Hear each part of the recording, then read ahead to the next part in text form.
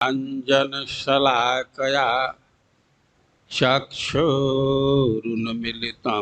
येन तस्मै श्रीगुरवे नमः।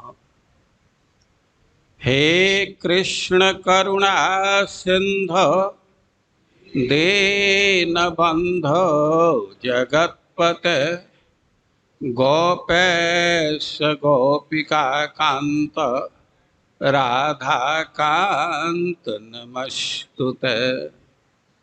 जयतां सुरतोर्पंगोर मम मंदमतिर्गति मत सर्वस्वपदाम्बुज राधा मदन मोहनौ। तप्त कांचन गौरांगी राधे वृंदावनेश्वरी वृषभानुसुते देवी प्रणमामि हरिप्रिय। नमो महावदान्याय कृष्ण प्रेम प्रदायते कृष्णाय कृष्ण चैतन्य नामने गौरतुषे नमः। श्री चैतन्य मनोभीष्टं स्थापितं येन भूतले सोऽयं रूपः कदा मह्यं ददाति स्वपदान्तिकम्। वैराग्यजुगभक्तिरसं प्रयत्नैः अपाययन्मामनभीत्सुमन्धं। कृपां बुधिर्यः परदुःखदुःखी सनातनं तं प्रभुमाश्रयामि। वाञ्छाकल्पतरुभ्यश्च कृपा सिन्धुभ्यैव च पतितानां पावनेभ्यो वैष्णवेभ्यो नमो नमः। जय श्री कृष्ण चैतन्य प्रभु नित्यानंद श्री अद्वैत गदाधर शिवासादि गौर भक्तवृंद। हरे कृष्णा कृष्ण कृष्ण हरे हरे, हरे राम राम राम हरे हरे। हरे कृष्ण कृष्ण कृष्ण हरे हरे, हरे राम राम राम हरे। अभी हम लोग भजन सुन रहे थे, गीत सुन रहे थे। वृंदावन रम्य स्थान और आगे दिव्य चिंतामणि धाम। एक माता जी आज प्रश्न कर रही थी कि वृंदावन को चिंतामणि धाम कहते हैं, इसका क्या अर्थ है?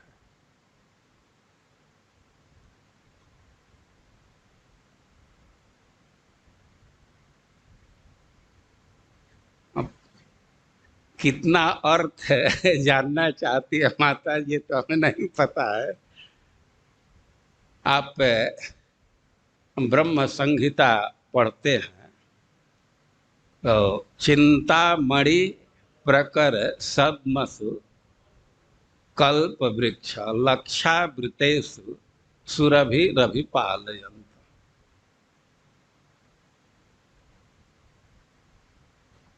भगवान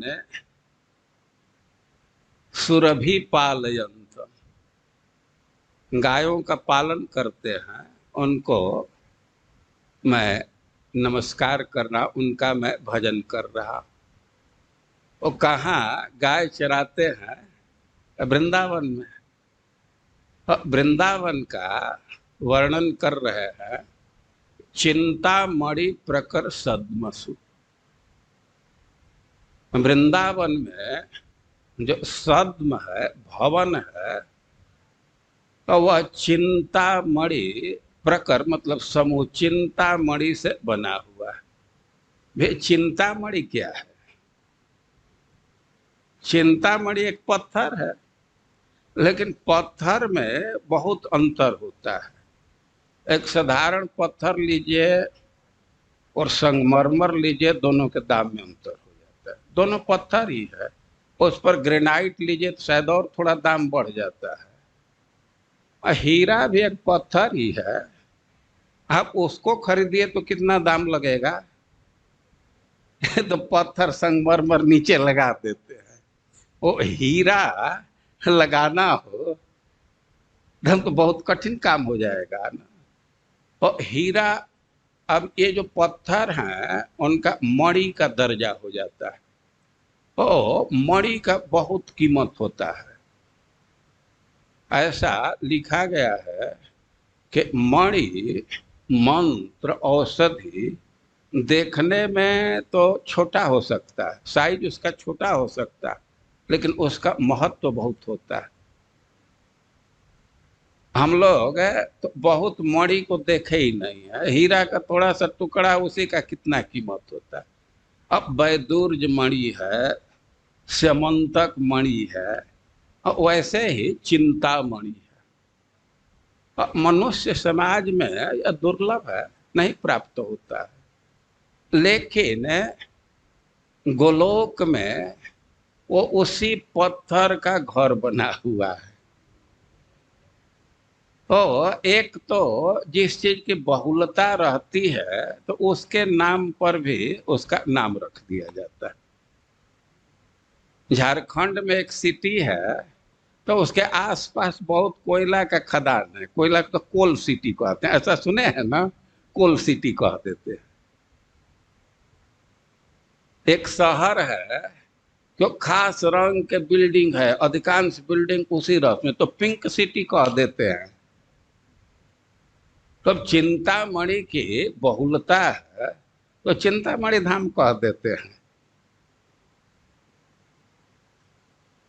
तो यह एक अर्थ हुआ। दूसरा अर्थ किया जा सकता है चिंता, चिंतनम। मणि, मणिवत प्रकाशक। चिंतामणि का अर्थ है, इसमें दो शब्द है, चिंता और मणि। तो भगवान के लिए शब्द प्रयुक्त होता है, धाम के लिए भी प्रयुक्त हो सकता है। चिंता का अर्थ है चिंतन। तो ये चिंतन करना है तो यही मणि के समान है। मणि का गुण होता है जो जहाँ रहता है तो प्रकाश देता है, मणि से प्रकाश निकलता है। और कल हम लोग पाठ कर रहे थे, प्रेमोत्केन विचिन्त्यता, उत्कंठा और प्रेम के साथ चिंतन कीजिए। तो चिंतन करने से वह हृदय में प्रकाशित हो जाता है। जैसे यहाँ मणि रख दीजिए तो थोड़ा थोड़ा प्रकाश उससे होने लगता है, दिखने लगता है वस्तु। हम एक बार सुने थे, भारत के प्रधानमंत्री 1 जनवरी को कहीं पिकनिक के लिए गए, तो वहाँ उनके रहने की व्यवस्था की गई और उसमें लाइट के लिए मणि रखा गया था। दीपक या बल्ब ये सब नहीं, मणि से ही प्रकाश हो जाए। तो एक अर्थ किया गया है चिंता, चिंतन, मणि वत प्रकाशक इति चिंतामणि। वो चिंतन करने से ही, ध्यान करने से ही उसका स्वरूप प्रकाशित हो जाता है। वृंदावन का चिंतन करेंगे प्रेम और उत्कंठा से तो उसका स्वरूप प्रकाशित होगा। तो इस अर्थ में इसको चिंतामणि कहते हैं। चिंतामणि के साथ एक विशेष बात जुड़ा हुआ है कि जो व्यक्ति इच्छा करता है और उस मणि में शक्ति है कि उसको पूरा कर देता है। जो वांछित फल को प्रदान करने वाला है तो उसको चिंतामणि कहते हैं। तो इस अर्थ में भी वृंदावन को चिंतामणि धाम कहते। आशा यह है कि जो आपके मनोरथ है, आपके मन में जो भी मनोरथ है, वो सबको पूर्ण करने की क्षमता वृंदावन में है, इसलिए इसको चिंतामणि धाम कहते।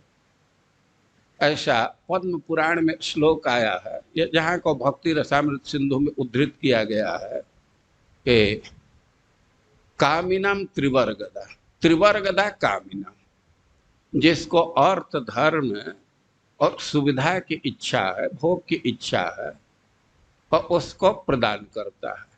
और मुमुक्षुणाम च मोक्षदा, और जो भोग नहीं चाहते हैं, मोक्ष चाहते हैं, तो उनको मोक्ष प्रदान करता है। और भक्तिच्छु, जो न त्रिवर्ग चाहते हैं न मोक्ष चाहते हैं, भक्ति की इच्छा रखते हैं, और उनको भक्ति प्रदान करता है। कष्टम ना श्रेय मथुराम बुध, और कोई बुद्धिमान व्यक्ति होगा तो कौन ऐसा है कि मथुरा का आश्रय नहीं लेगा। तो चिंतामणि धाम का अर्थ है कि हमारे सारे मनोरथ को पूर्ण करने वाला है। लेकिन जो भजन सुन रहे हैं, वृंदावन रम्य स्थान, और चिंतामणि धाम नहीं कह रहे, दिव्य चिंतामणि धाम। देखिए, जो लौकिक चिंतामणि है और इच्छा के अनुसार वस्तु दे देता है, लेकिन भगवान का जो धाम है तो भगवान से अभिन्न है, और कोई जरूरी नहीं है कि हमारे इच्छा का ही अनुसरण करेगा। माता को अपने पुत्र से बहुत स्नेह है, और अपने पुत्र के रुचि को देख करके खेलने का क्या क्या सामान अपने से ला करके दे देती, कपड़ा देती है, क्या क्या देती है। अब उसको खाने की इच्छा हुई तो दूध का क्या क्या सामान बना करके दे देती है। लेकिन अब वही लड़का तो कभी कभी चाहता है कि आगे ही उठाकर हम मुंह में डाल लें, या कोई बहुत विषैला चीज है, हानिकारक चीज है, तो उसको भी चाहता है कि खा जाए। तो क्या माँ उसको अलाउ करेगी? तो दिव्य चिंतामणि धाम है, व्यक्ति के कल्याण का भी ध्यान रखता है। इस अर्थ में भी दिव्य कहा जा सकता है। हम एग्जैक्ट तो अर्थ पढ़े नहीं है, लेकिन ये भगवान की विशेषता है कि जिसके मन में कोई मनोरथ है तो उसको देते हैं, अप्येव मर्ज परिपाती। लेकिन भगवान भोग तो दे देते हैं, लेकिन उसकी रक्षा भी करते हैं। तो भगवान और देवता में यही अंतर है। देवता भी भोग दे सकते हैं, कुछ उनकी शक्ति है, वैसे जो शक्ति भगवान की है वो शक्ति उनके पास नहीं है। लेकिन भोग दे दिए, रक्षा का ध्यान नहीं रखते।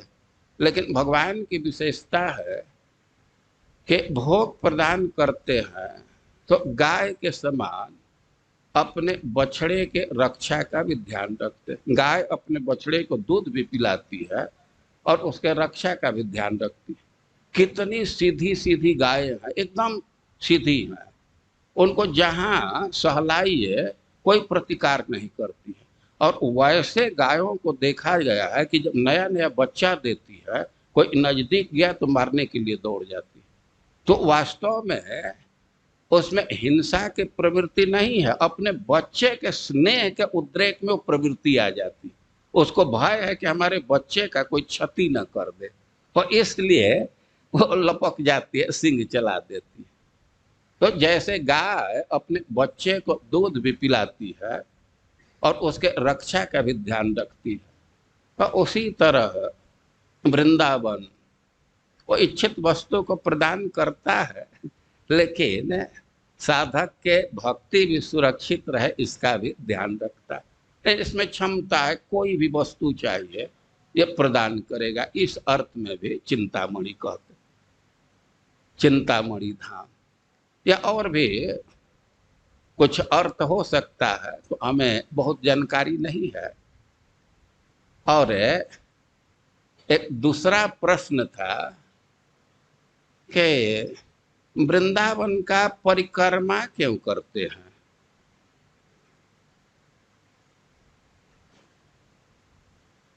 अब ये प्रश्न किया गया है। अब मैं एक काउंटर प्रश्न कर दूं, कोई माँ है अपने बच्चे को गोद में क्यों उठाती है?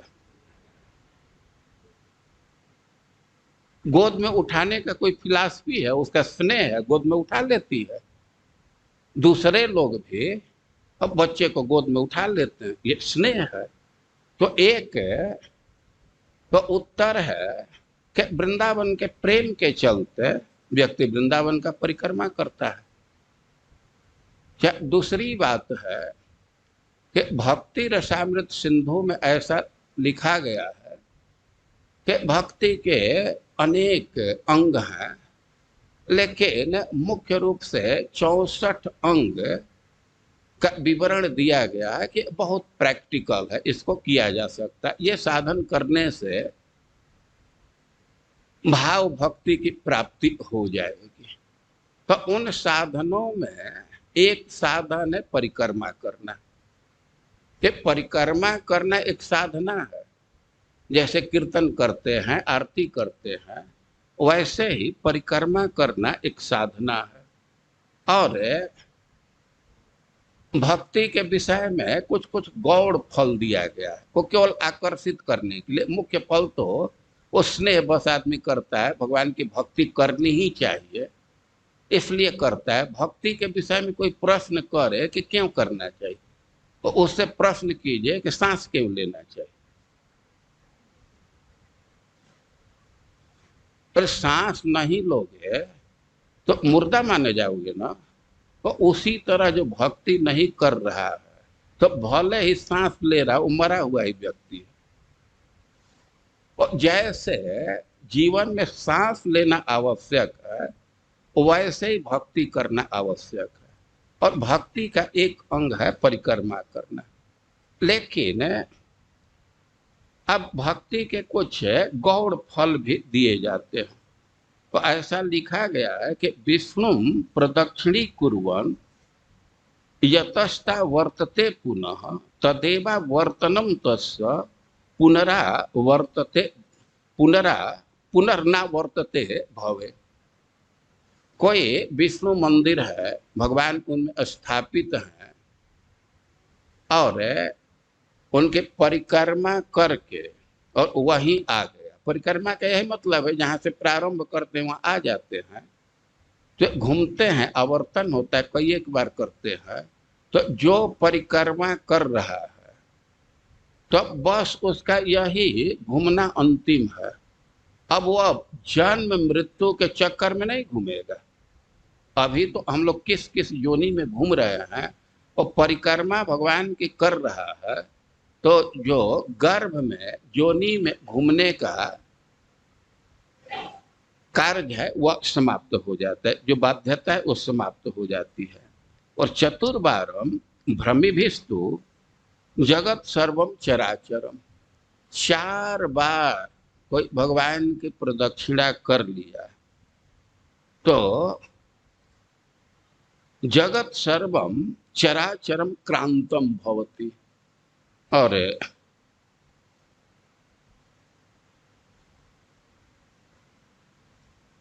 विप्राग्र तीर्थागमनाधिकम, वो 4 बार परिक्रमा कर लिया तो सारा जगत का वो भ्रमण कर लिया, सब तीर्थ का भ्रमण कर लिया।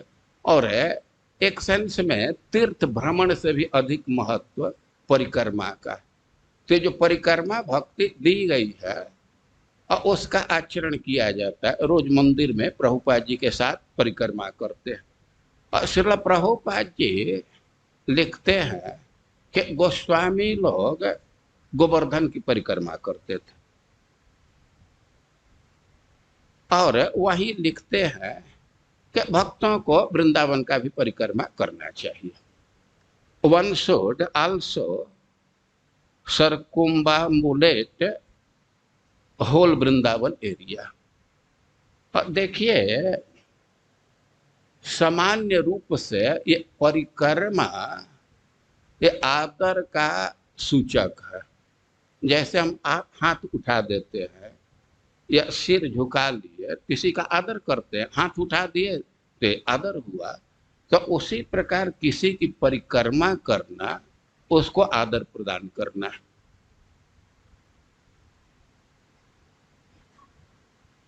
और गिरिराज जी की परिक्रमा तो वही मुख्य पूजा है। भगवान गिरिराज जी का पूजा कराए, इंद्र का पूजा छुड़ा करके ब्रजवासियों से गिरिराज जी की पूजा कराए।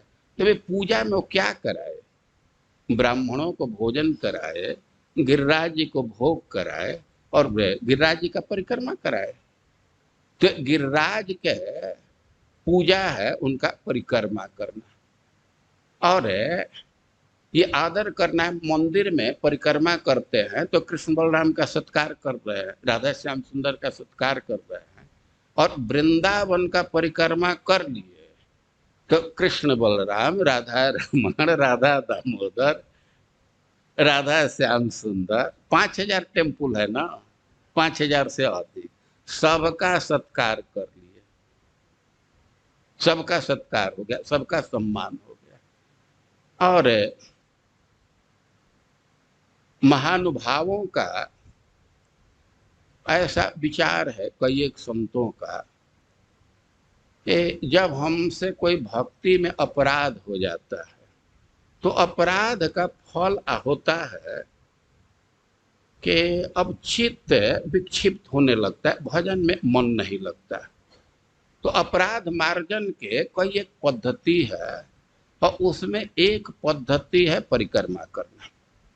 ऐसा भक्तों का, संतों का अनुभव है कि भजन में विक्षेप आ रहा है तो ब्रजमंडल परिक्रमा कर लेते हैं, गिरिराज जी की परिक्रमा करते हैं या वृंदावन की परिक्रमा करते हैं।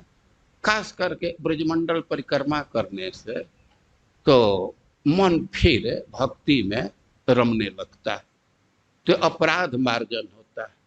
और इसका मूल ग्रहण करते हैं श्रीमद् भागवतम से। ब्रह्मा जी भगवान का अपराध किए, सखाओं को अलग कर दिए, अब स्तुति किए, फिर भी भगवान अब कोई रेस्पॉन्स नहीं दे रहे थे। तब वे जा करके परिक्रमा किए और परिक्रमा करने से उनका अपराध मार्जन हुआ। तो कई एक कारण है और सबसे बड़ी बात है कि सब चीज है फल के लिए ही नहीं करते हैं। परिक्रमा करने से एक रिलेशन डेवलप होता है। अभी मैं एक दिन परिक्रमा कर रहा था तो एक भक्त है किसी को बतला रहा था कि परिक्रमा करना चाहिए, इससे संबंध जुटता है, वृंदावन से आत्मीयता बढ़ती है। ये बहुत अच्छी बात लगी। बच्चे को गोद में उठाते हैं तो संबंध पुष्ट होता है। तो परिक्रमा के कई एक फिलॉसफी है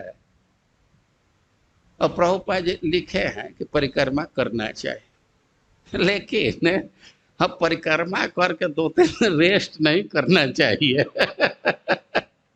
अपने शरीर की क्षमता भी देखनी चाहिए। मंदिर की परिक्रमा सहज है, यहाँ 4 बार परिक्रमा कर लेना चाहिए। अब तो प्रश्न था, बाद में याद हो सकता है कि नहीं आता, इसलिए मैं पहले ही बोल दिया।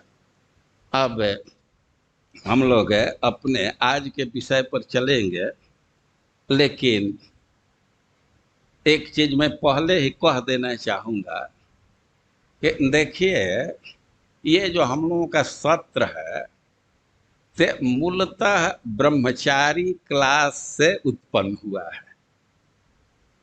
यहाँ लॉकडाउन के क्रम में भक्ति शास्त्री चल रहा था और उसी में धाम सेवन की बात आ गई तो उसी समय भक्तों ने खास करके धर्मात्मा प्रभु प्रस्ताव रखे कि महाराज हम अलग से हम लोग नहीं इसका क्लास कर सकते और विस्तार से, तो मैं कह दिया कि हाँ संभव है, हो जाएगा। तो भाई मूल रूप से ये जो सेशन चल रहा है इसका अंकुरण ब्रह्मचारी क्लास से हुआ। तो आज आप लोग अपना प्रिविलेज मानिएगा कि है ब्रह्मचारी क्लास, हम लोग भी बैठ गए हैं। ऐसा मैं देखा कि ब्रह्मचारी क्लास में भी कुछ लोग बैठ जाते हैं। जनार्दन महाराज पहले ब्रह्मचारी क्लास से और कराते थे, तो मई जून में मैं देखा कि इसी हॉल में, अब ब्रह्मचारी क्लास का टाइम है प्राय 1:30 से होता था, एकदम गर्मी है, कुछ माता जी लोग आकर के इसी में अब रुकी हुई है। अब वो गर्मी में वो कहाँ जाए, तो भक्त लोग कहते ठीक है उधर कोना में बैठ जाओ, कोना में बैठ जाओ। तो ब्रह्मचारी क्लास में कुछ कुछ माता जी लोग भी बैठ जाती थी। तो आज आप लोग यही समझिएगा कि हम ब्रह्मचारी क्लास में बैठे हैं। तो हम लोग अब एक श्लोक की आवृत्ति करेंगे। ओम नमो भगवते वासुदेवाय।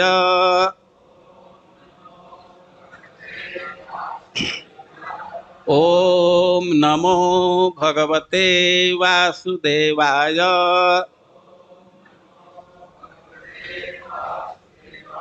ओम नमो भगवते वासुदेवाय।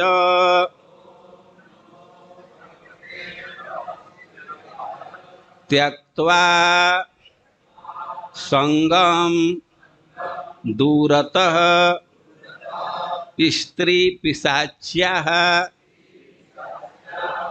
सर्व आसानां मूलम उद्धृत्य सम्यक् दैवात् लब्धेन एव निर्वाह्य देहम श्रीमद्वृंदा कानने जोसम आसस्व। त्यक्त्वा संगम दूरत स्त्री पिशाच्याः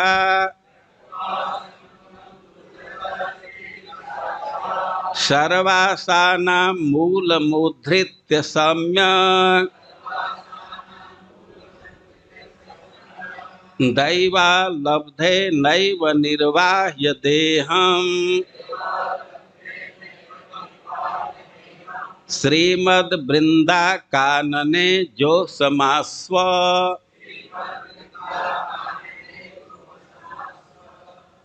इस श्लोक में कह रहे हैं कि श्रीमद्वृंदा कानने जोसम आस्व से वृंदावन में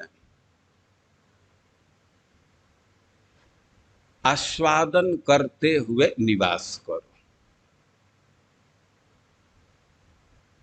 श्री वृंदावन में रसास्वादन करते हुए निवास करो। तो यह तो मुख्य क्रिया है, आस्व निवास करो।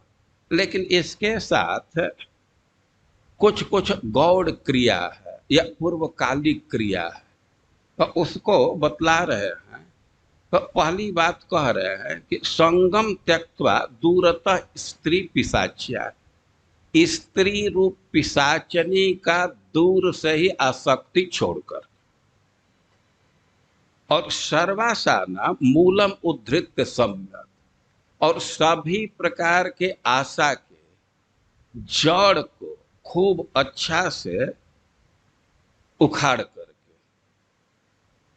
देखिए क्या शब्द दे रहा है कि सभी प्रकार के आशा के जड़ को खूब अच्छा से उखाड़ करके, और दैवत लब्धे नैव निर्वाह्य देहम, और दैव के विधान से जो कुछ प्राप्त हो गया उसी से जीवन निर्वाह करके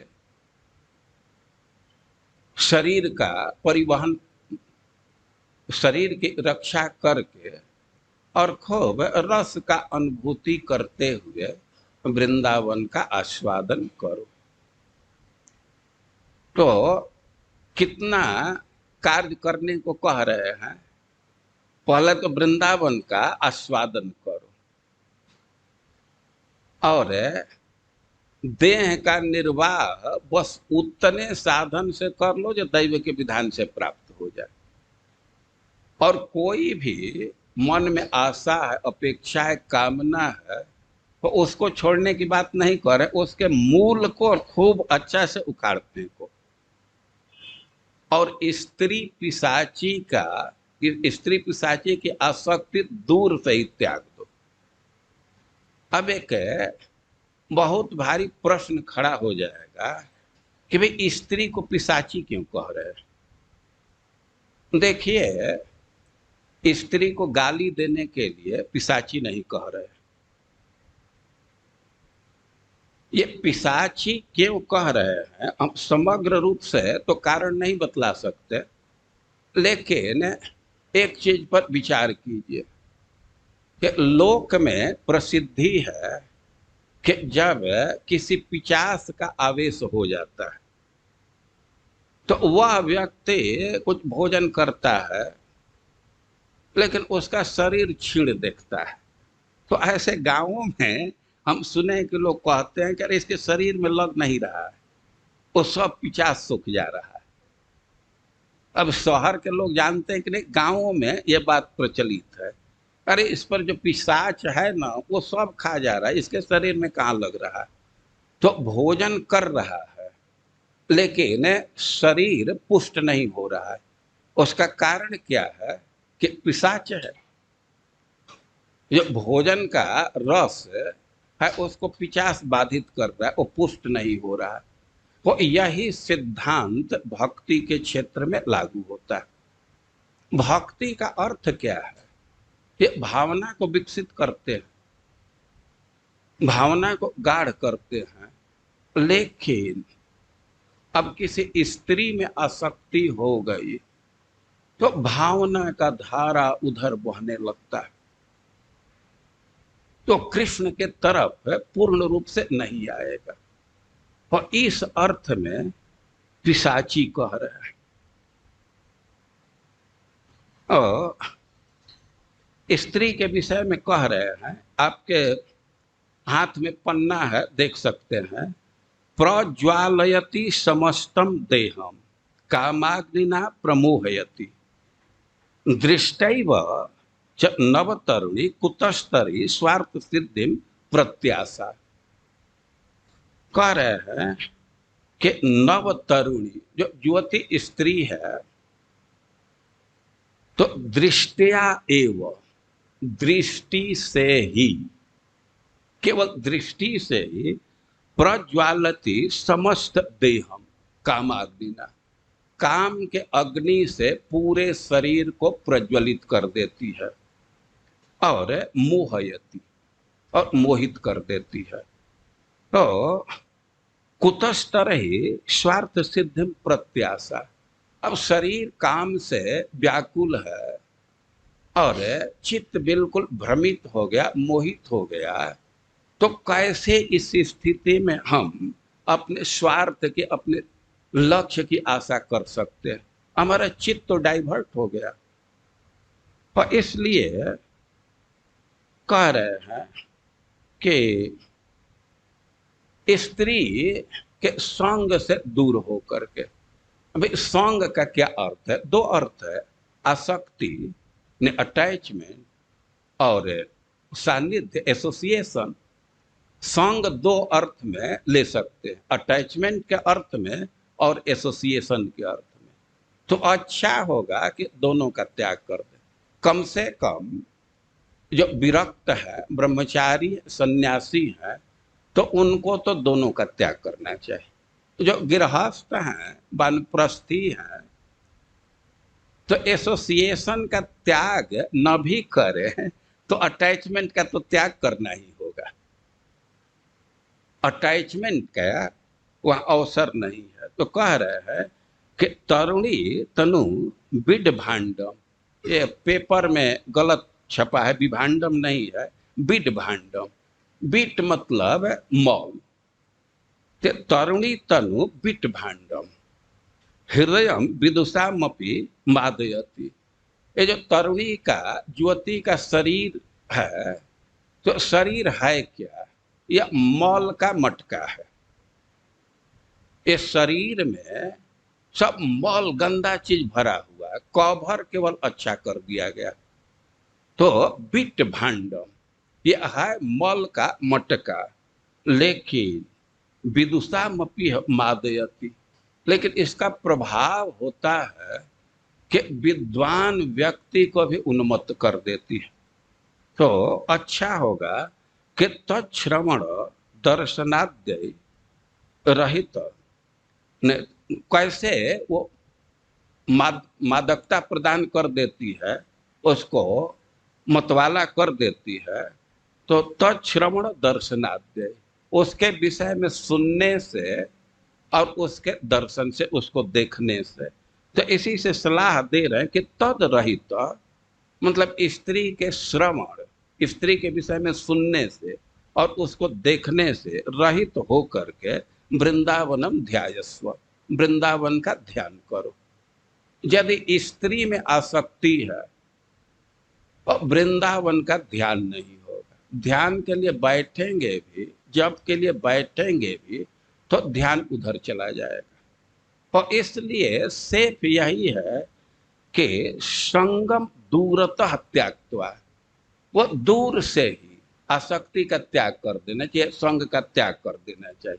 कुछ लोग सोचते हैं कि नहीं, थोड़ा सा संग कर लेते हैं, इसके बाद त्याग कर देंगे। लेकिन भाई ऐसा होता नहीं है। इस विषय में ब्रजेंद्र कुमार एक कथा सुनाते हैं। ब्रजेंद्र कुमार एक हम लोगों के ग्रुप के भक्त है। वो दिन भर मंदिर में रहते थे, लेकिन अभी तो स्वास्थ्य ठीक नहीं है तो नहीं आ रहे हैं। पुराने लोग जानते हैं सब लोग। तो एक कथा सुना रहे थे कि एक दिन गुरु जी गए थे नदी में स्नान करने के लिए, साथ में एक शिष्य भी थे, और बरसात का दिन था, नदी में बाढ़ था। और गुरु जी स्नान कर रहे थे, तब तक धारा में कोई काला काला बाल जैसा दिखाई दे रहा था। वो नदी के बाढ़ में कुछ बह रहा था, वो कभी कभी काला काला बाल जैसा दिखाई दे रहा था। गुरु जी तो भाई कमजोर थे, और गुरु जी को लगा कि कोई स्त्री बह रही है, काला काला बाल दिख रहा है। तो अपने शिष्य को कहे कि देखो, उसकी सहायता करो, उसको निकाल दो संभव हो। शिष्य तो युवक था, पानी में कूदा, तैरते हुए गया। तो अब गुरु जी देख रहे हैं क्यों काला काला जो बाल जैसा बह रहा है, तो हमारा शिष्य भी उसी के साथ जाने लगा। अब पुकारने लगे कि अरे तुम आ जाओ, उसको स्त्री को लेकर के तुम आ जाओ। तो शिष्य कहता है वहां से कि गुरु जी स्त्री नहीं है, यह तो भालू है। अब गुरु जी कहे भालू है तो छोड़ करके आ जाओ, अब क्यों उसके साथ क्यों जा रहे हो? तो शिष्य कहता है गुरु जी हम तो छोड़ दिए हैं, यह नहीं छोड़ रही है। हम तो छोड़ ही दिए हैं, लेकिन अब यह नहीं छोड़ रही है। तो देखिए ये भालू की घटना है। भाई ठीक यही स्त्री के साथ घटित होता है। आपके मन में होगा कि थोड़ा सा संग कर लेंगे, इसके बाद त्याग कर देंगे। एक बार अब उसके चंगुल में फंसे तो वह नहीं छोड़ सकती। अब ऐसा नहीं है कि आपकी स्वतंत्रता है, जैसे शिष्य को भालू ही पकड़ ली तो वैसे अब स्त्री ही पकड़ लेगी, तो आप छोड़ नहीं सकते। और कह रहे हैं कि तत्श्रवण दर्शनाद्य मादयंती, स्त्री की विशेषता है कि वह दृष्टि से ही व्यक्ति को मोहित कर लेती। दृष्टिया एवं, और दृष्टिया एवं का क्या अर्थ है कि उसको देखे और भोग की स्पृहा मन में उदित हो जाती। और कहीं वह देख दे तो अब उसके अधीन होना ही है। देखिए, हमको साहस नहीं हो रहा था इस विषय को बोलने का, हमारा ये स्तर नहीं है, लेकिन अब सीधे श्लोक में ये बात है और विरक्तों के लिए एकदम आवश्यक है। हम इस श्लोक को इसलिए चुने कि वृंदावन महिमामृत पढ़ेंगे तो कई एक बार इस ढंग के श्लोक आते हैं, और इसलिए इसको चुना और हमको बल मिला कि कपिल देव इन सब बातों को सीधे अपनी मां से कह रहे हैं। तो कपिल देव अपने मां से ये सब बात कह सकते हैं, तो हम अपने मंदिर के भक्तों से क्यों नहीं कह सकते? कपिल देव जब अपने मां से कह रहे हैं तो इसी बात से हमें साहस हुआ कि हम भी कह सकते हैं। और दृष्टया एवं कपिल देव स्पष्ट इस बात को कहे। देखिए, जो स्त्री है और इसको प्रमदा कहा जाता है। प्रमदा का क्या अर्थ हुआ? मद मतलब क्या होता है? मद, कोई जानता है मद का मीनिंग? आए, मद शराब, मद मतलब दारू, शराब। तो दारू का क्या गुण है? मद का क्या है? नशा चढ़ जाता है। भाई मद का सेवन करेंगे तो नशा चढ़ जाएगा ना, और वह तो मद है। और स्त्री को प्रमदा, तो प्रमदा जो आकार आ गया तो ये तो स्त्रीलिंग बनाने के लिए, शब्द को स्त्रीलिंग बनाने के लिए आ जोड़ दिया गया, वो तो व्याकरण का विषय है। लेकिन प्रमद यही तो स्त्रीलिंग प्रमदा होगा। तो प्रमद, ये जो स्त्री है तो यह भी मद है, और वो साधारण मद नहीं, बहुत तगड़ा। भाई क्यों ऐसा कह रहे हैं कि दृष्टा एवं मादयंती, ये केवल देखने से नशा चढ़ा देती है।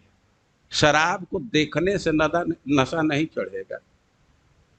और कुछ लोग ऑब्जेक्शन करते हैं कि अरे हिंदू ग्रंथों में, वैदिक ग्रंथों में स्त्रियों की बहुत निंदा की गई है। केवल वैदिक ग्रंथ की बात नहीं, निंदा की यहाँ बात नहीं है, स्वभाव उनके वस्तु स्थिति को निरूपण किया गया। और केवल इस ग्रंथ में नहीं है, हम अंग्रेजी के पोयम में पढ़े, किसी ड्रामा में पढ़े, अब तो इस समय ठीक ठीक याद नहीं आ रहा है, लेकिन शायद वेबस्टर की लाइन है, वाइन कंज्यूम्ड होल्डर, वे कोई शराब को ग्रहण करता है और उसका प्रभाव आता है, लेकिन women consumes holder and beholder. Behold मतलब टू गेज, देखना। यह प्रमदा, इसका ऐसा बनावट है कि जो संग करेगा, उसको पकड़ेगा, स्पर्श करेगा, उस पर भी नशा चढ़ेगा, और जो केवल देख लेगा उस पर भी नशा चढ़ेगा। से स्त्री को अबला कहते हैं। अबला का क्या अर्थ हुआ? जिसके पास बल नहीं है। जरूर एक अर्थ हुआ, लेकिन दूसरा अर्थ हुआ कि जिसके समान कोई दूसरा बलवान नहीं है। अबला का अर्थ हुआ कि उतना बलवान दूसरा नहीं है, उसके जोड़ का बलवान दूसरा नहीं। और श्रीमद् भागवतम में इस अर्थ की व्याख्या की गई है। कपिल देव स्वयं अपने मां से कह रहे हैं कि बलम में पश्य माया या स्त्री मैया, जो स्त्री रूप माया है, तो हमारी माया का बल देखो। भाई क्या बल है कि जैन दिशा, जो लोग सारे दिशाओं पर विजय प्राप्त कर लिए हैं, या करोति पदाक्रांता भू ब्रिजिम्भणे केवलम, भू भ्रू ब्रिजिम्भणेन भू ब्रिजृंभणे न, वे केवल अपने भौहें मटका करके उसको अधीन कर लेती। जो सारे दिशाओं को जीत लिए हैं, दिग्विजयी हैं, राजा हैं, और कह रहे हैं कि या करोति पदाक्रांता, उसको अपने पैर से आक्रांत कर देती। किस चीज से? केवल अपने आंख तड़ेर करके, केवल आंख तड़ेर देगी और दिग्विजयी है वो भी उसके अधीन हो जाते हैं। श्रीमद् भागवतम में कोई एक जगह इस बात की व्याख्या है। और देखिए ये सब बात ऐसे लोग बोले हैं और ऐसे लोगों के समक्ष बोले हैं कि अब इस पर थोड़ा भी संशय की जरूरत नहीं है। कपिल देव अपने मां से कह रहे हैं, और इसी बात को मुचकुंद महाराज भगवान के समक्ष कहे। मुचकुंद महाराज कह रहे हैं कि निर्जित दिक् चक्रम भूत विग्रह, ये संसार का वर्णन कर रहे हैं, राजाओं की स्थिति का वर्णन कर रहे हैं, तो कह रहे हैं कि निर्जित दिक् चक्रम भूत विग्रह। दिक् चक्र सारे दिशाओं को जीत लिए, और क्या स्थिति हो गई? अभूत विग्रह, अब सब अधीन हो गए, अब उनका प्रतिद्वंदी कोई नहीं बचा।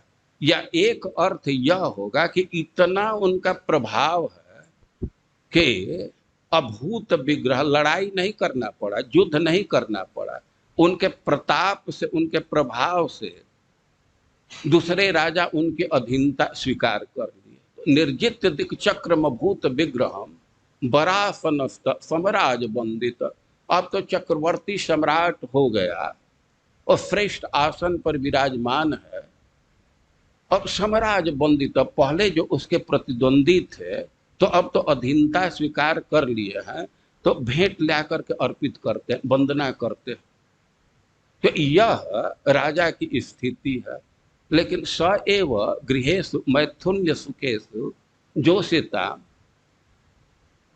क्रीड़ा मृगो पुरुष इस नियत। हे भगवान, वैसे राजाओं की स्थिति है कि जब गृहेषु अपने घर में जाते हैं तो उनको एकदम बंदर जैसा नचाया जाता है।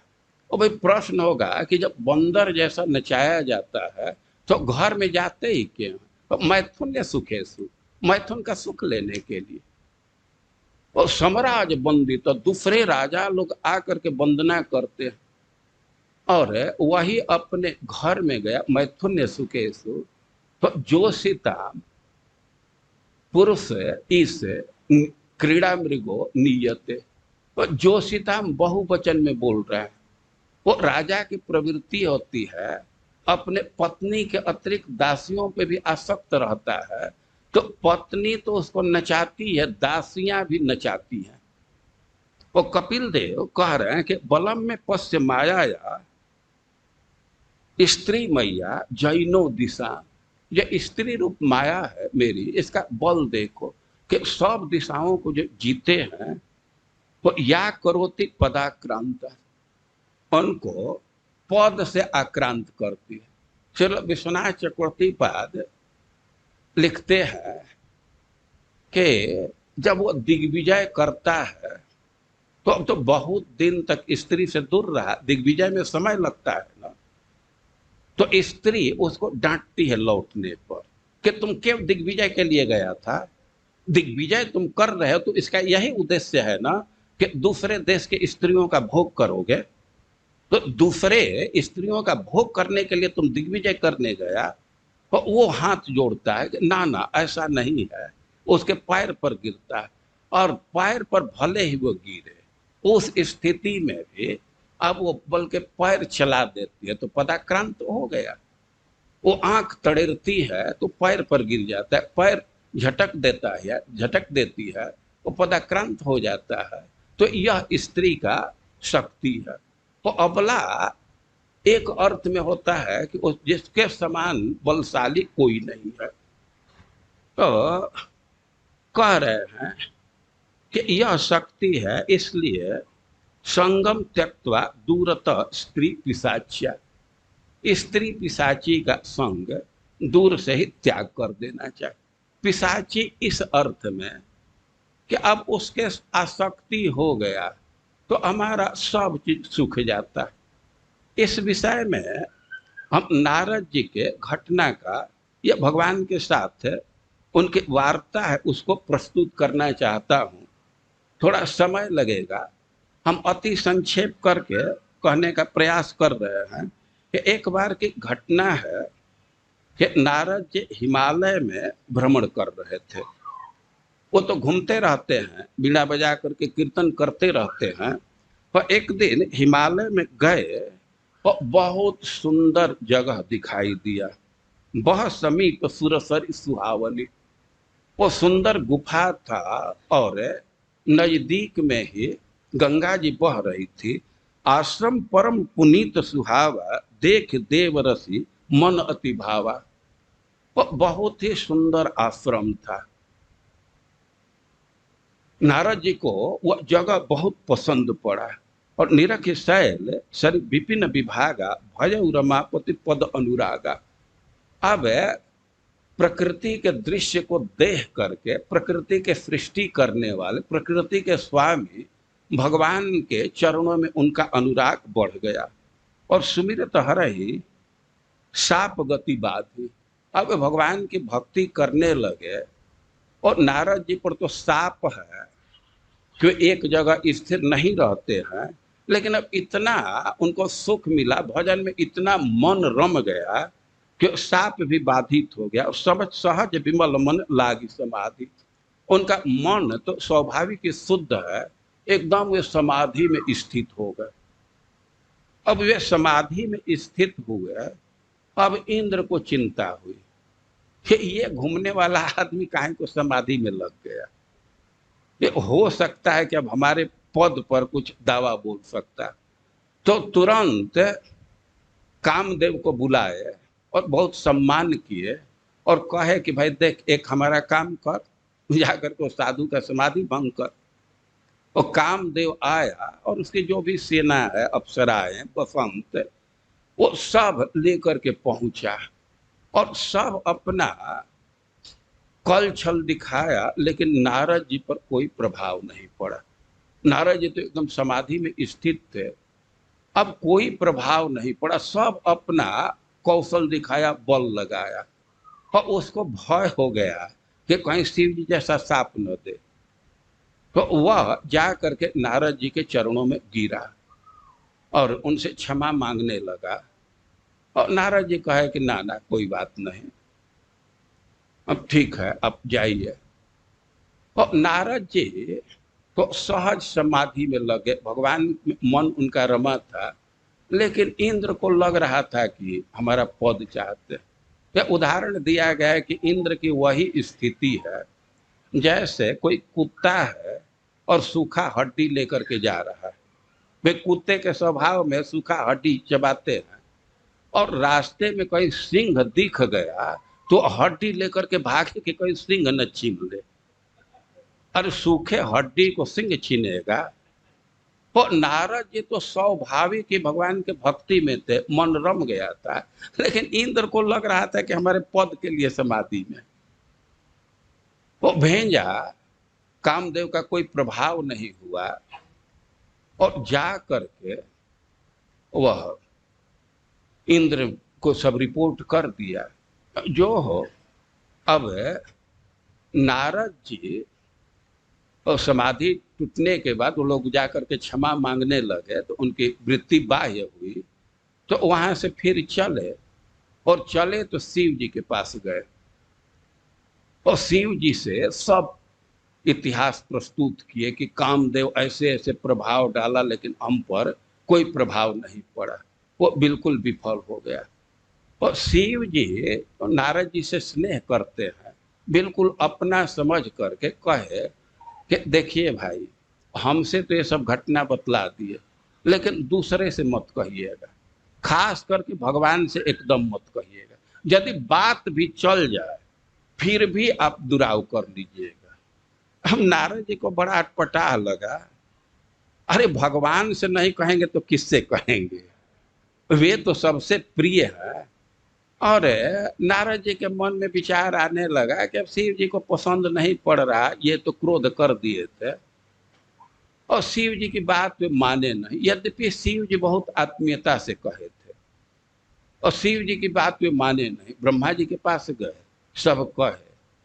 अब इसके बाद शिव ब्रह्मा से कहने से क्या हुआ, अगर असल प्रेमी तो भगवान है तो भगवान के पास गए और भगवान कहे कि बहुत दिन के बाद कृपा किए हैं और तो पहले तो आया करते थे, इस बार बहुत देर से आए हैं।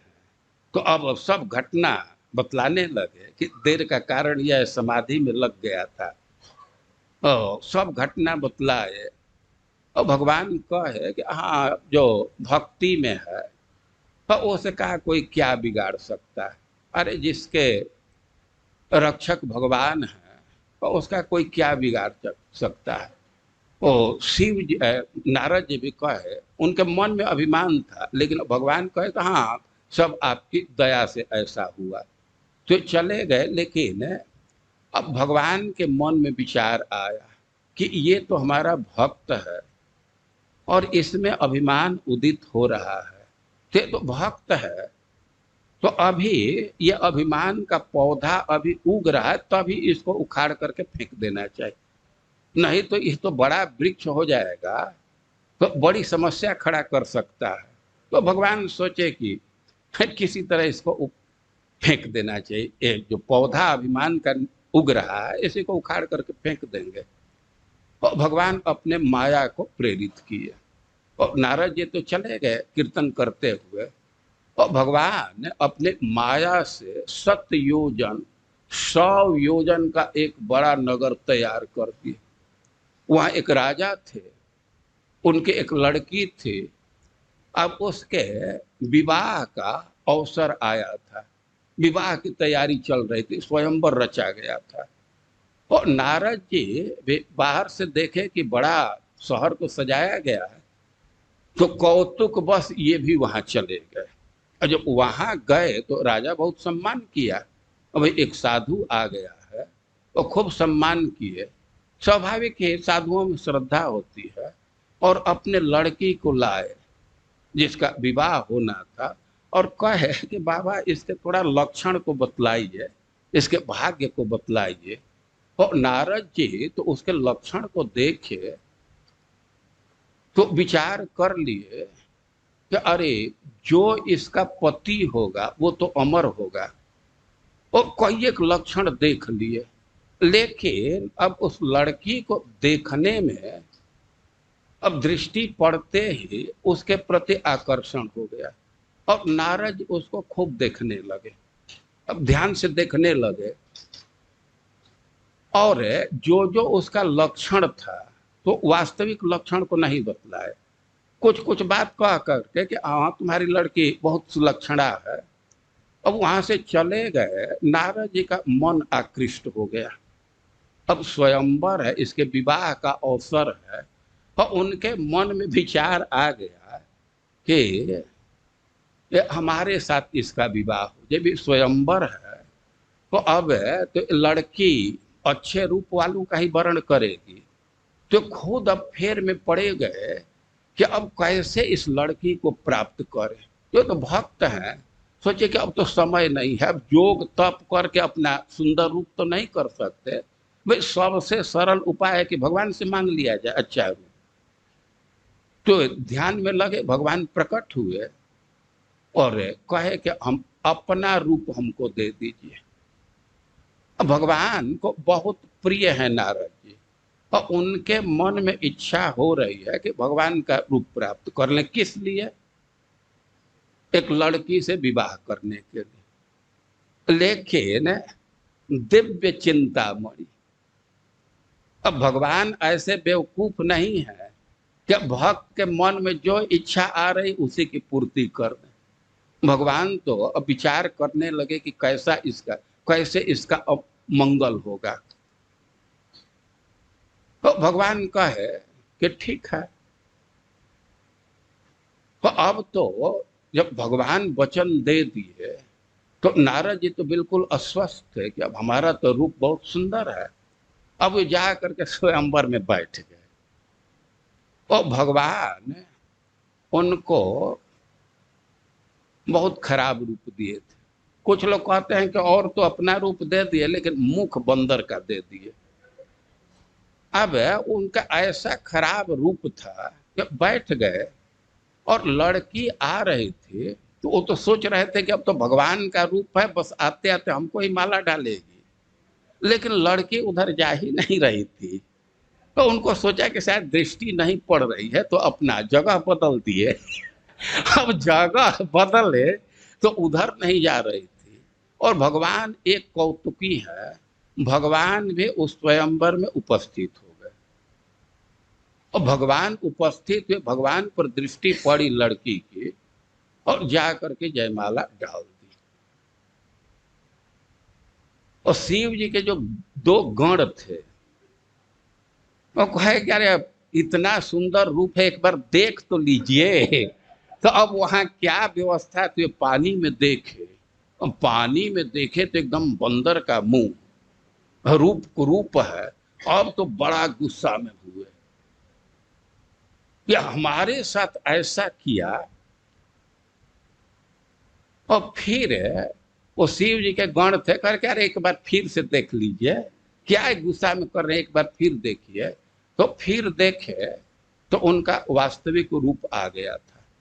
तो रूप तो उनका जो कुरूप भगवान दिए थे, बंदर का मुंह दिए थे, वो तो समाप्त हो गया, लेकिन उनका क्रोध नहीं समाप्त हुआ। वे क्रोध में चले कि कहीं तो मिलेगा ही ना, उसका बहुत मन बढ़ गया, सबके साथ कपट करता है। अरे उसका हिस्ट्री सीट देखिए, फिर शिव जी को बोरा दिया, ये कितना भेदभाव करता है, छल कपट करता है कि शिव जी को विष पिलवा दिया और अपने धनुष ले लिया और मणि ले लिया, कौस्तुभ मणि लिया, अच्छा अच्छा अपने ले लिया और दूसरे को शराब और क्या क्या दे दिया।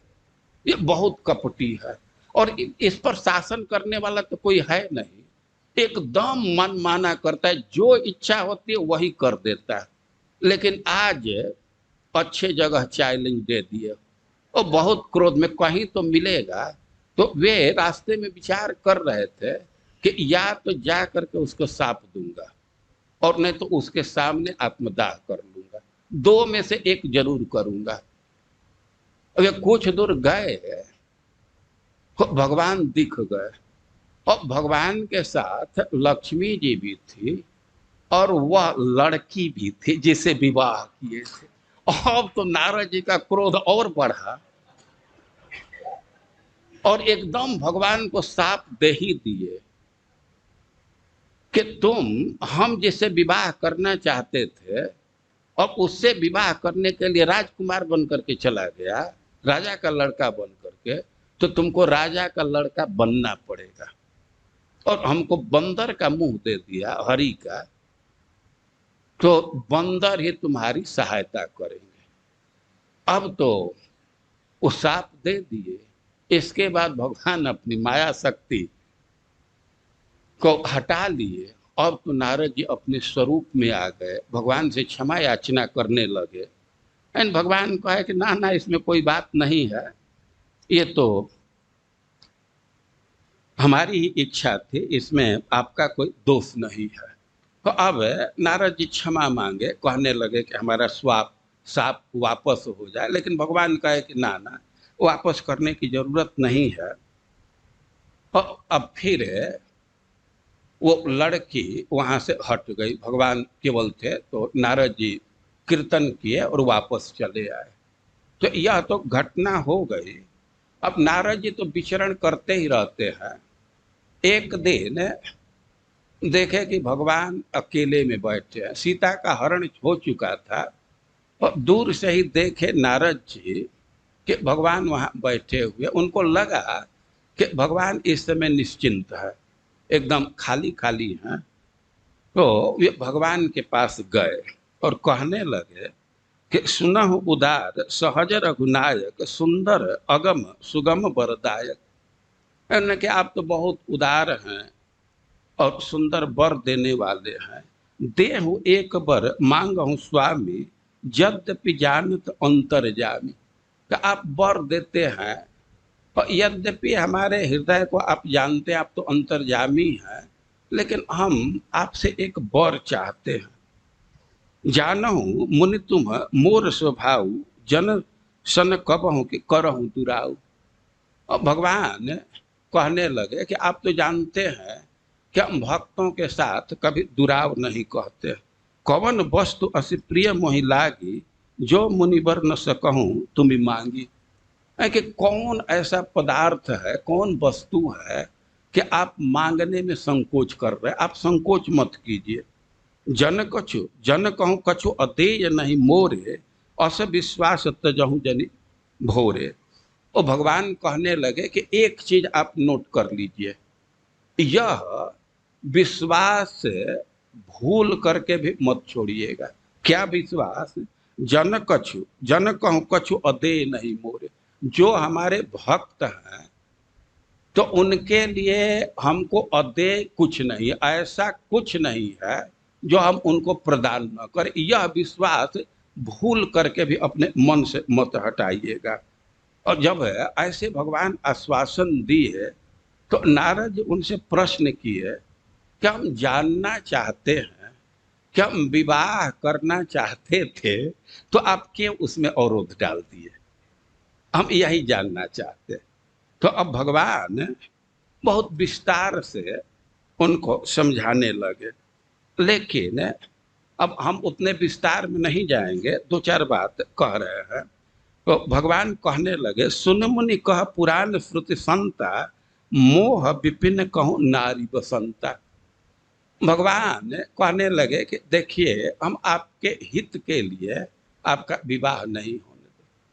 और व्यक्ति स्त्री के संसर्ग में आता है, स्त्री में आसक्ति बढ़ती है, तो उसका क्या प्रभाव होता है। तो कह रहे हैं कि सुन मुनि कह पुराण श्रुति संता, अरे कि हे मुनि सुन लीजिए, जितने वेद पुराण हैं तो यही कहते हैं कि मोह विपुन कहूँ नारी बसंता।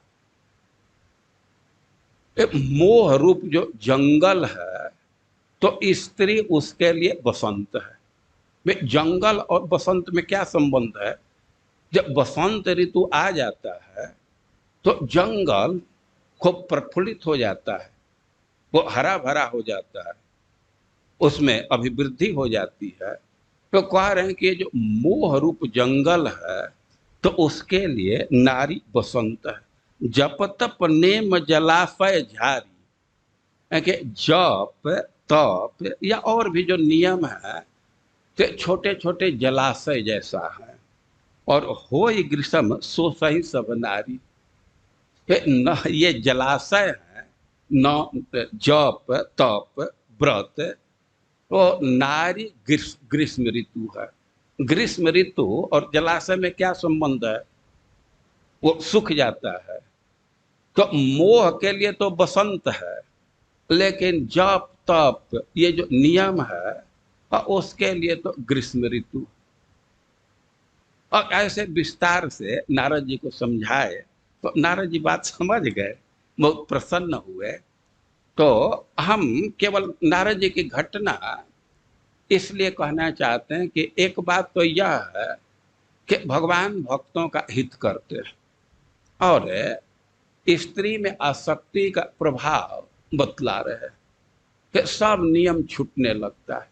तो यही कारण है कि स्त्री को पिशाची कहा जा रहा है। तो यहाँ कह रहे हैं कि संगम त्यक्त्वा दूरतः स्त्री पिशाच्या। जो स्त्री रूप पिशाची है तो उसका संग दूर से ही त्याग करके और आशा का मूल छेदन करके और दैव के विधान से जो प्राप्त हो रहा है उसी से शरीर का निर्वाह करते हुए वृंदावन का आस्वादन करना चाहिए। मूल का छेदन होना चाहिए। आशय यह है कि वृंदावन में रह रहे हैं तो किसी की अपेक्षा नहीं रखनी चाहिए, केवल कृष्ण बलराम के भरोसे रहना चाहिए। आशा रखने से डिविएशन होता है, मन में अशांति आती है। और इसीलिए किसी की अपेक्षा नहीं रखनी चाहिए, कोई कामना नहीं रखनी चाहिए। चैतन्य महाप्रभु कहे हैं कि बैरागी हैया जेवा करे परापेक्षा, वो विरक्त है और दूसरे की सहायता की अपेक्षा कर रहा है तो कार्य सिद्धि न है, कृष्ण करे न उपेक्षा, और उसको सिद्धि नहीं मिलती, अपने लक्ष्य को नहीं प्राप्त करेगा। कारण है कि कृष्ण उसकी उपेक्षा करते हैं। देखिए, कृष्ण का स्वभाव है कि आप उन पर आश्रित हैं, पूरा पूरा आश्रित है, तो आपका पूरा पूरा ध्यान रखते हैं। जैसे कोई शिशु है, छोटा बच्चा है, तो पूरा पूरा माँ पर आश्रित है, तो माँ भी पूरा पूरा उसका ध्यान रखती है। यही स्वभाव भगवान का, वो पूरा पूरा भगवान के भरोसे रहना चाहिए। ये आशा करने से मन में विकलता होती है। श्रीमद् भागवतम में भी अवधूत यही निर्णय दिए हैं कि आशा ही परमम दुखम नैराश्यम परमम सुखम। ये आशा करने से मन में विकलता आती है, अशांति का अनुभव होता है। इसी से ग्रंथकार सलाह दे रहे हैं कि आशा के मूल का ही छेदन कर देना चाहिए। और दैवाद लब्धेन निर्वाह देहम, दैव के विधान से, अपने प्रारब्ध से जो संसाधन मिल रहा है और उसी से शरीर का निर्वाह करके वृंदावन में वास करना चाहिए। तो यह संदेश दिया जा रहा है, यह निर्देशन है कि कैसे वृंदावन में वास करें। देखिए, कोई कोई चीज कहा जाता है तो एक दृष्टि विशेष से, खास करके स्त्री को पिशाची कहा जा रहा है, तो ऐसा नहीं है कि स्त्री की निंदा की जा रही, जो उसका गुण है उसको कहा जा रहा है। अब भक्ति के क्षेत्र में तो स्त्रियां ही प्रमाण है। भक्ति कैसा होना चाहिए, तो स्टैंडर्ड स्त्रियां, नारद जी भक्ति के विषय में कोई एक सूत्र दिए तो स्टैंडर्ड गोपियों को माने, यथा ब्रज गोपिका न। और जहां तक भक्ति में इंस्पिरेशन लेने की बात है, तो स्त्रियां बहुत भारी इंस्पिरेशन की स्रोत है। जो उनका समर्पण है और सेवा का भाव है, यह भक्ति के लिए बहुत प्रेरणादायक। भक्ति में ऐसा ही व्यक्तित्व चाहिए, इसी से व्यक्ति विकास करता है। और स्त्रियों को गुरु भी बनाया गया, उनसे बहुत शिक्षा लेते, उसके समर्पण भाव से, सेवा भाव से भक्ति पुष्ट होती है। हम अपनी बात कह रहे हैं, मैं केशव कुंज में रहता था, अब सन्यास का प्रोसेस करना हुआ तो महाराज श्री कहे कि तुम जाकर के आश्रम में रहो। अब महाराज ऐसा कहे तो हमको बड़ा खराब लग रहा था, हमको वहीं रहना अच्छा लग रहा था। अब एक तरह से एक दो दिन के बाद डांटे, तुम सुविधा में आ सकते हो, मैं कहा ना जा करके वहां रहो। अब हमें तो अच्छा नहीं लग रहा था, लेकिन फिर मन में स्त्रियों का ही विचार आया कि कोई लड़की है, उसका पिता कहाँ ब्याह कर देता है, अरे यहाँ उसका जन्म हुआ है, कितने दूर गांव में या शहर में विवाह कर देता है, वहां जाकर के वो रहती है। हमको तो रोड ही हिला रहे हैं ना। तो हम तो स्त्रियों का ही स्मरण करके अब अपने को संतुलित कर लिए। तो हम यह कह रहे हैं कि कुछ कुछ बात है तो उसका ध्यान रखना चाहिए।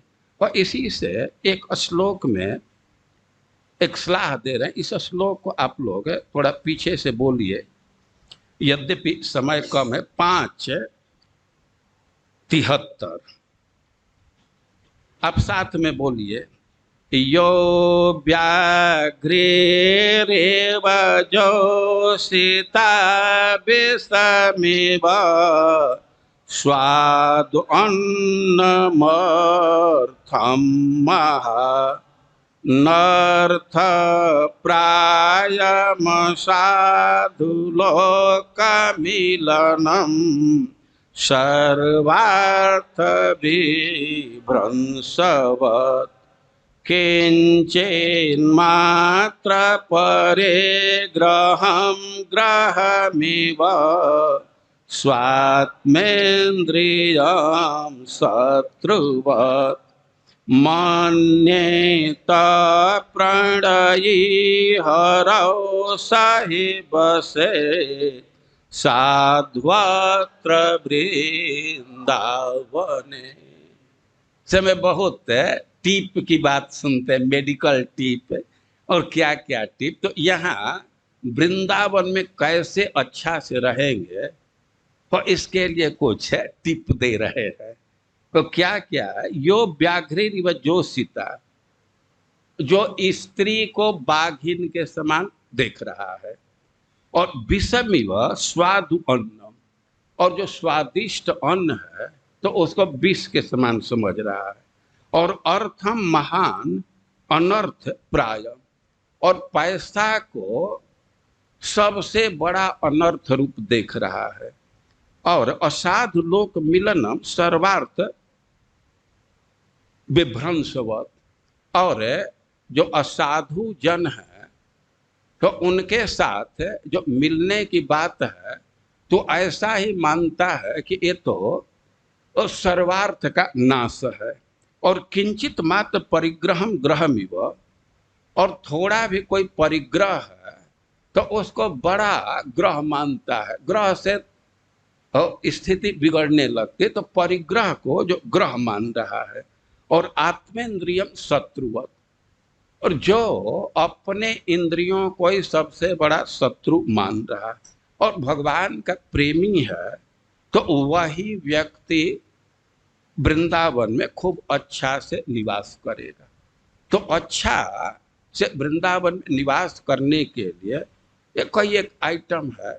अब तो मैं एक बार बोल दिया, लोग कैच नहीं किए होंगे, लेकिन समय नहीं है, फिर से पढ़ लीजिएगा, संख्या दिया गया है।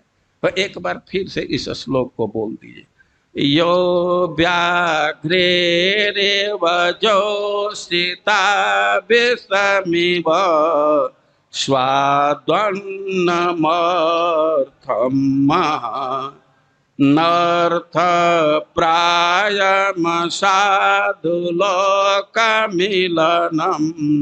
सर्वार्थ विभ्रंशवत्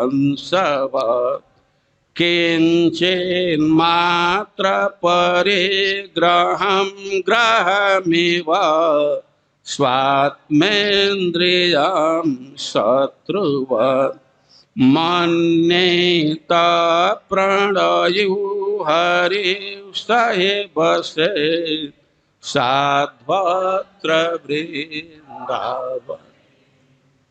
कल इस सत्र का अंतिम दिन होगा और आशा है कि कल सबसे अधिक सरस कथा होगी।